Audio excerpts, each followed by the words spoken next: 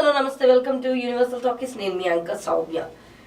తనకంటూ ఒక ప్రత్యేకమైన మార్క్తో 40 ఏళ్ళు దాటినా కూడా ఇంకా సినిమా ఇండస్ట్రీని ఏలుతూ తమిళనాడుతో పాటు మిగతా తెలుగు అలాగే మిగతా భాషల్లో కూడా మలయాళం భాషల్లో కూడా తనకంటూ ఒక గుర్తింపుని తెచ్చుకున్న హీరోయిన్ త్రిష.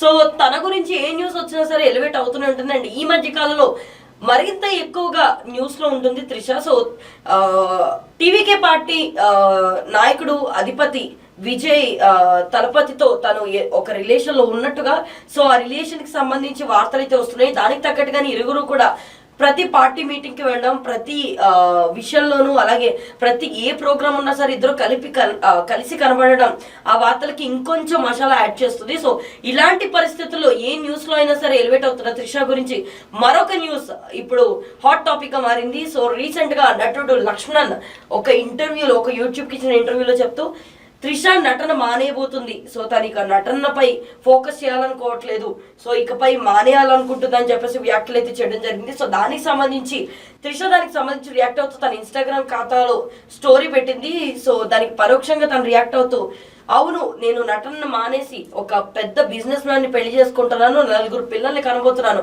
ఇది మీకు సరిపోతుందా? ఇంకేమన్నా కావాలా? ఈ రోజు ఈ న్యూస్ అయితే మీకు ఎలివేట్ అవ్వడానికి, మీకు చెప్పుకోవడానికి సరిపోతుందా అని చెప్పేసి సర్కాస్టిక్ గా తన యొక్క కోపాన్ని ఆ వర్డ్స్ అయితే తెలియజేయడం జరిగింది. సో ఈ మాటలు బట్టి తనైతే యాక్టింగ్ మానేయట్లేదు అన్న విషయం అయితే అర్థమవుతుంది. సో దానికైతే తను చెక్ పెట్టారు. బట్ ఇప్పటి వరకు విజయ్కి తనకి మధ్య ఉన్న సిచ్యువేషన్ ఏంటి, తను ఏ ఉద్దేశంలో ఇదంతా చేస్తున్నారు అండ్ ఇప్పుడు దాకా బయటకు రాని ఈ విషయం సడన్ గా ఇప్పుడు ఎలక్షన్స్ టైం కోసం ప్రచారంలో ఉన్న విజయ్ ఈ టైంలో ఎందుకు ఎలివేట్ చేస్తున్నారు అండ్ దీనిపై వెనకాల బయటకు రావాల్సిన విషయాలు ఏమున్నాయి, ఇవన్నీ తెలియాలంటే కొంతకాలం వేచి చూడాల్సిందే.